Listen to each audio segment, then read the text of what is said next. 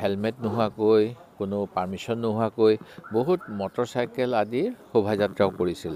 সেইখিনি সময়ত তেওঁলোকে এনেকুৱা ধৰণৰ কোনো আইন উলংঘা কৰা গোচৰ দিয়া দেখা নগ'ল। আমি যেতিয়া ক'লোঁ আমাৰ যাত্ৰাপথটো দিয়ক, তেতিয়া তেওঁলোকে আমি বিচৰা যাত্ৰাপথৰ এটা অংশও নিদিলে। আমাক ক'লে যে আপোনালোকে GS নেশ্যনেল হাইৱে দি যাব লাগিব।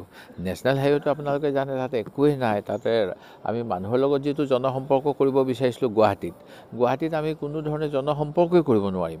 সেই গতিকে আমি কৈছিলোঁ অলপমান আমাক জয়ানগৰ ফালে ভিতৰলৈ যাব দিয়ক, আমাৰ এটা অফিচ আছে মানৱেন্দ্ৰ শৰ্মা কমপ্লেক্স, তালৈকে যাব দিয়ক। সেইটোও নিদিলে। যে কি নহওক আমাক তেওঁলোকে ক'লে প্ৰথম যে আপোনালোকে খানাপাৰাৰ ওচৰত পাৰিব, তাৰপিছত ক'লে কইনাধাৰাৰ ওচৰত পাৰিব, তাৰপিছত ক'লে সেই ফ্লাইঅভাৰখনৰ ওচৰত কৰিব পাৰিব। এনেকুৱা ধৰণৰ বিভিন্ন কথা হোৱাৰ বাবে আমাৰ কিছু লোকে ক'লে আমি ভিতৰেদি যাওঁগৈ অকণমান, জয়ানগৰৰ ফালে যিমান দূৰ যাব দিয়ে। সেই গতিকে অলপমান আমাৰ হেঁচা ঠেলা হোৱাটো সঁচা, সেইটো মই অস্বীকাৰ নকৰোঁ।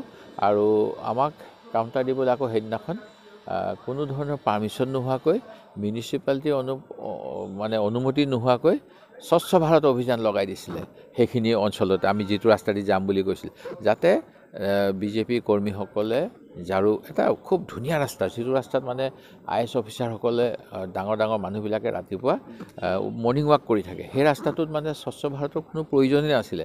সেই ৰাস্তাটোত তেওঁলোকে ঝাৰু লৈ পেলাই 200মান বোধ কৰোঁ বিজেপি কৰ্মীক তাত মোতায়েন কৰি দিছিলে। যে কি নহওক এনেকুৱা কোনো অপ্ৰীতিকৰ পৰিস্থিতি নহ'ল, কিছু হেঁচা ঠেলা হৈছিল। আৰু তামান যিহেতু তেওঁলোকে কৈছিলে সেইফালে নাযাব, পুলিচক বাধা দিলোঁ, হতাহতি এটা হ'ল। আমাৰ দুই এজনে অকণমান দুখো পালে, তেওঁলোকেও দুই এজনে দুখ পোৱা বুলি কৈছে। সেইখিনি আৰু সাধাৰণভাৱে এটা গোচৰ লৈ পেলাই কিবা এটা কৰিব পাৰিলে হয়। কিন্তু একেবাৰে ধৰক দিল্লীত যিটো আপোনালোকে দেখিছিলে নাগৰিকত্ব সংশোধনী আইনৰ সময়ত পুলিচে টঙনিয়াই মাৰিছিলে এই জামিয়া মিলিয়া ল'ৰাবিলাকক, ৰাজহুৱা সম্পত্তি সেইবিলাক গ্ৰাণ্ট, ধৰক UGC গ্ৰাণ্ট চাণ্ট দি বনোৱা লাইব্ৰেৰীৰ ভিতৰত লাইব্ৰেৰী ডেমেজ কৰিছিলে, কিবা ডেমেজ কৰিছিলে। JNUত কেনেকুৱা ঘটনা হৈ থাকে মাজে মাজে দেখিছে, JNUখন চৰকাৰী হয়, হোষ্টেল ভাঙি দিয়ে।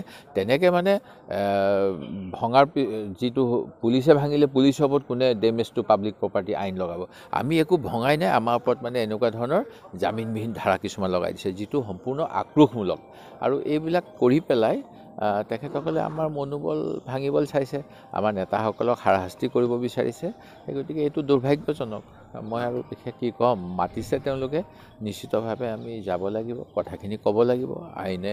আইনকতো সন্মান জনামেই, কিন্তু আইনক সন্মান জনোৱাৰ নামত যে আমাৰ যিটো ভাৰতৰ আমাৰ সংবিধানত যিটো আমাৰ শান্তিপূৰ্ণভাৱে প্ৰতিবাদ কৰাৰ, শান্তিপূৰ্ণভাৱে চৰকাৰৰ নীতিক সমালোচনা কৰাৰ, এইবিলাক যিবিলাক আমাৰ সাংবিধানিক আমাৰ প্ৰায় অধিকাৰ, সেইখিনিও কাঢ়ি ল'বলৈ বিচৰাটো দুৰ্ভাগ্যজনক।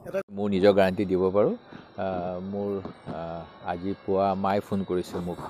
মাক মই ৰাতিপুৱা ক'বলৈ নহ'ল, এয়াৰপৰ্টত মই প্লেনত বহোঁতে মাক ফোনত যোগাযোগ হ'ল।